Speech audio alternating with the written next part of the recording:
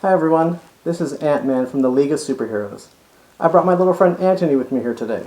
Why don't we read a story together? Today we're going to be reading a very special story called The Bird That Chose to Walk, written by a Canadian author named David Gilchrist and illustrated by a Canadian artist named Christopher Chamberlain. He's not exactly sure when he decided to walk instead of fly, but it seemed like a long time ago. The other birds in the park all knew about him. As he strolled past the ones feeding on the ground, most ignored him.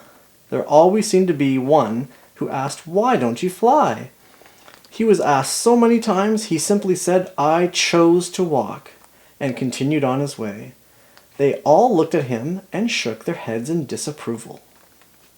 The nest where he was hatched was close to the top of a large maple tree in the middle of the park, in the middle of the city. He and his brothers and sisters were sporting fresh coats of feathers when his mother came to them one day and said, "It's almost time to fly."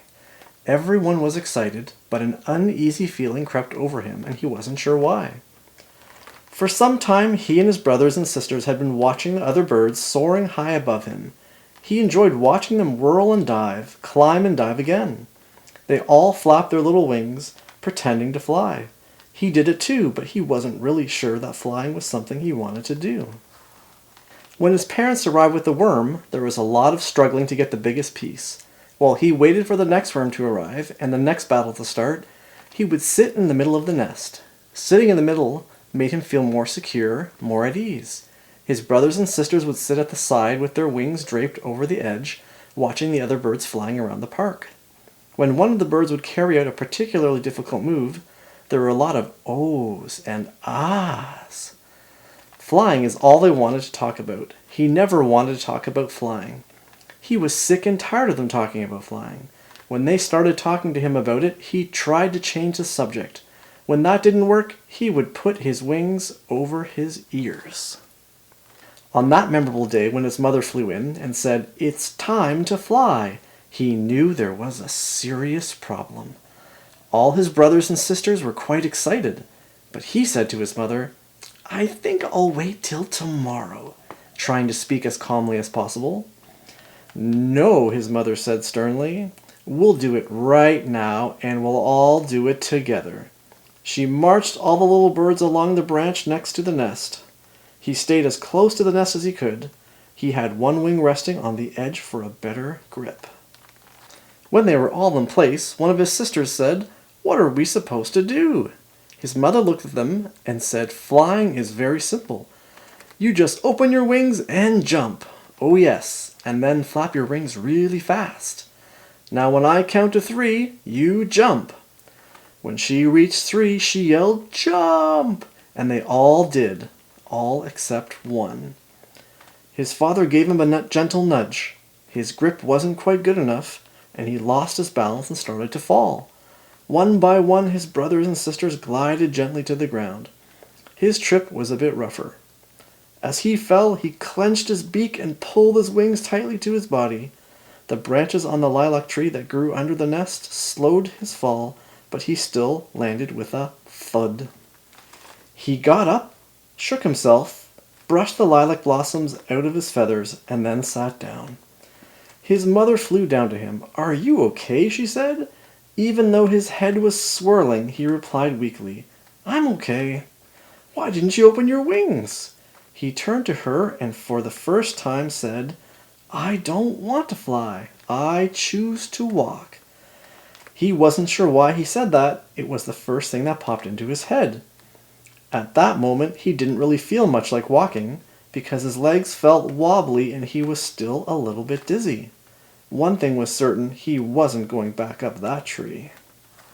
"You know," she said, "birds are meant to fly, not walk." "But I choose to walk," he said, holding his head up and trying to look confident. His father flew down to find out what was happening. "He chooses to walk," said his mother. "Birds don't walk," said his father in a rather loud voice. "Yes, that's right," replied his mother. "That's what I told him. Birds don't walk," repeated his father, so upset that he couldn't think of anything different to say. He flew to the nearest branch, looking very distressed. His brothers and sisters were soon swooping and diving overhead. He watched them from the ground. As the days passed, he learned many things. One of the most important had to do with running.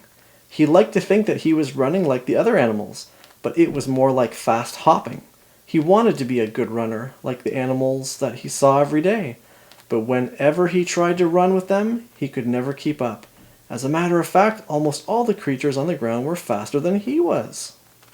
About the only things he could outrun were worms, which is a good thing because they were his favorite food. Rainy days were the best. Even though he got soaking wet, all the worms came to the surface. He never went hungry when it rained. He really loved rainy days. His mother and father, sisters and brothers visited him for a while, but they were busy flying and eating and getting ready for their trip south for the winter. He was a lucky little bird and learned two important things the very first day out of the nest, and both had to do with cats. When he lived at home, his mother would point out some of the dangers in the world. One day she pointed down to the bottom of the tree, to what she called a cat. It was a long way down, and it looked quite small and not very dangerous. But his mother said, "Be careful, cats like to eat birds." He remembered that lesson, and it's a good thing he did, because shortly after landing on that ground that first day, he saw a cat in the distance. Luckily, he saw the cat first because, as it turned out, he barely had time to get away. The cat spotted him and started running. He just got to a tree with a hole in it, and the hole was just large enough for his body to fit through. He dove in just before the cat skidded to a halt outside the opening. He peeked out of the hole. The cat was sitting, waiting for him to come out. This cat seemed much bigger than the one he saw just below the nest. That was the second thing he learned that day. Things that are far away look small, but get bigger as they get closer, and sometimes they get bigger very quickly. His new house was located at the bottom of another large tree, close to the one with his parents' nest. It was big and old and had several holes in it. One of the holes had enough room inside to set up his home, but the opening wasn't large enough for a cat to stick her head in. It was the first hole that he came to, and luckily for him, it was the right one. At first, he had to share his new home with a number of bugs, but after lunch, he had it all to himself. After a few days, he developed a routine of going out early each morning to search for food, but not before looking all around to make sure there were no cats in the area. By the time several weeks had gone by, there weren't many worms left near the tree, at least not many of the slower worms. Every day he had to go further and further away from his home to find food. He even started to eat seeds when he got really hungry. One afternoon he was looking for his lunch a bit further from his home than he liked, when a junco who was feeding nearby said to him, "You're the one who doesn't fly, aren't you?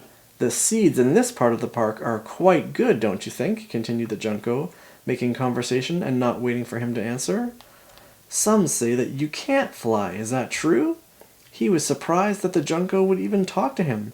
Most of the birds in the park wouldn't have anything to do with him. "I'm not sure," he said. "I've never tried." "You've never tried to fly?" mused the junco. "You shouldn't go through life saying you've never tried." He was getting ready to say, "I chose to walk," when he saw a cat in the distance. "There's a cat over there. I've got to go home right now." And he quickly hopped back toward his tree. He always started for home as soon as he saw the cat because it took him so long to get there. When he reached his home, he looked out and saw the cat approaching the junco. The junco kept feeding but watching the cat carefully, and took off when the cat crept too close. That night he couldn't sleep because he started thinking about many things, including the cat and what the junco said. "Why don't I fly?" he thought. He had never given it much thought before because he was too busy finding food and avoiding danger. "I wish I could get away from that cat as easily as the junco did." After searching his memory and thinking long and hard, he finally came to the conclusion that he was afraid of heights. It was very hard to admit because, as far as he knew, there was no other bird in the history of the world that was afraid of heights. "But that must be it," he thought. "That's why I don't fly." Even though he knew why he didn't like to fly, he wasn't sure what to do next. He had heard the other birds talking about owls being wise. Maybe an owl could help, he thought. He knew of a grandmother owl that had a nest not too far away. I'll ask her for advice. He had seen her flying in the evenings just before he went to bed. If I go to her tree at dusk, she might still be home, he thought. She lived in a tall tree not too far from his, so it wouldn't take too long to get there.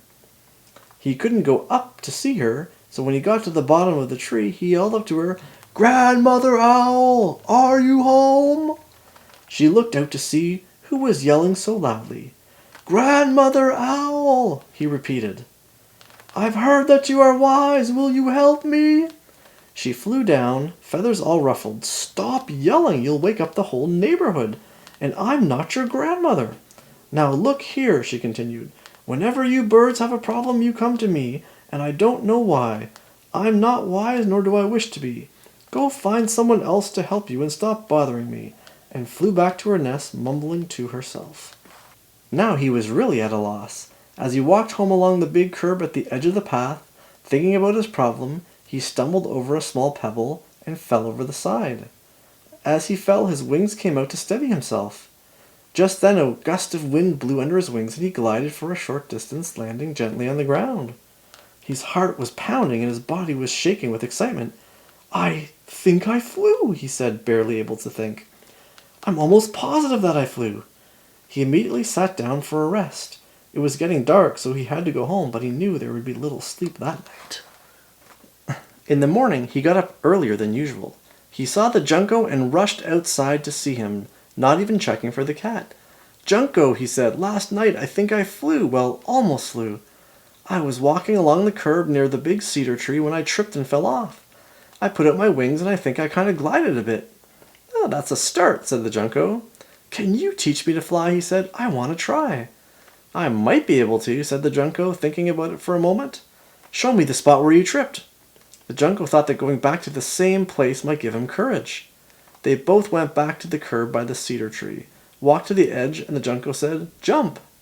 The Junco jumped, and as he started to glide, he turned his head and saw his friend backing away from the edge of the curb. He continued to glide, then flapped his wings once, did a U-turn, and landed beside him on the curb. "Why didn't you jump?" "I couldn't do it," he said. "I'm not going to force you," said the Junco.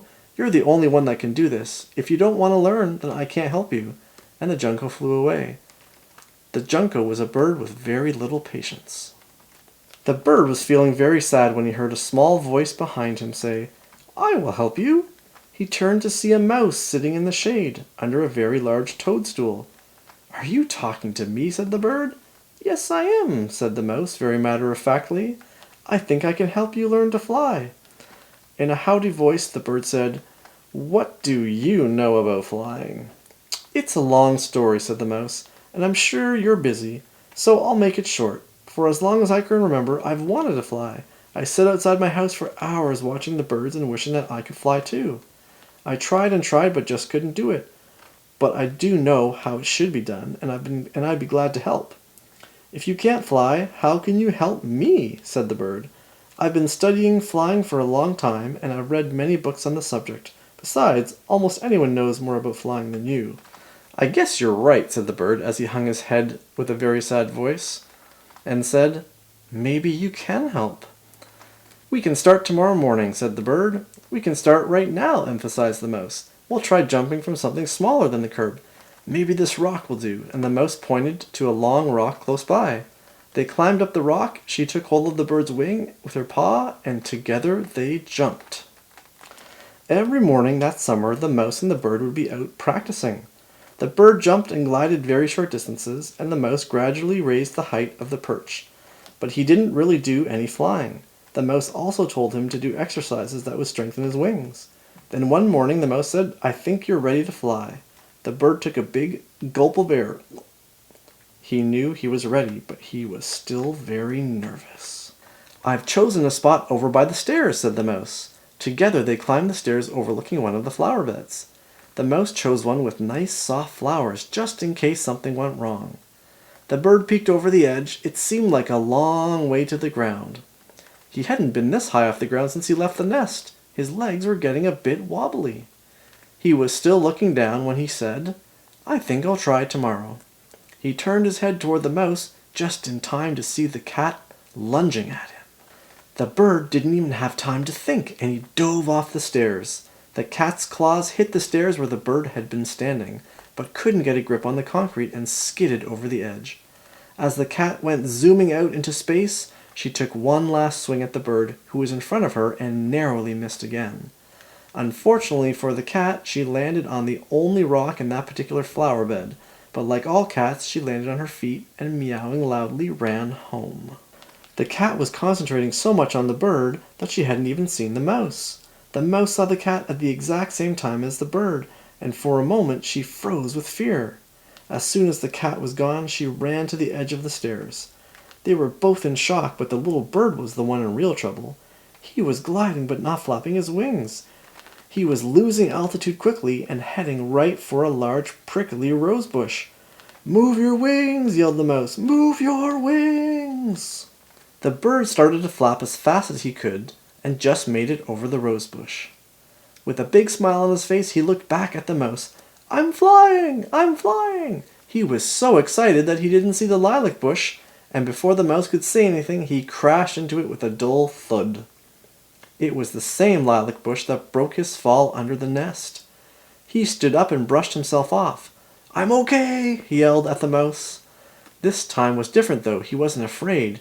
He knew that he could fly again. The bird kept practicing for the rest of the summer, flying higher and further each day. The mouse was very proud of her pupil, but a little sad because she wasn't up there flying with him. Every once in a while, when the bird wasn't watching, she would let out a little sigh. As the days got shorter and the evenings cooler, his mother came to see him. "I can fly," he told his mother excitedly. "I can really fly. Watch me," he said. He took off and did a figure eight around 2 daisy plants. When he landed, she gave him a big hug. In a few days, he joined his mother, father, sisters, and brothers as they flew south for the winter. Just before leaving the park, he flew over the mouse to wave goodbye. As usual, the mouse was outside of her house watching the birds. With a tear in her eye, she waved back. It was just a tiny tear because she knew the bird would be back in the spring. The end. I hope everyone enjoyed reading The Bird That Chose to Walk with me. This is Ant-Man and Antony signing off until next time.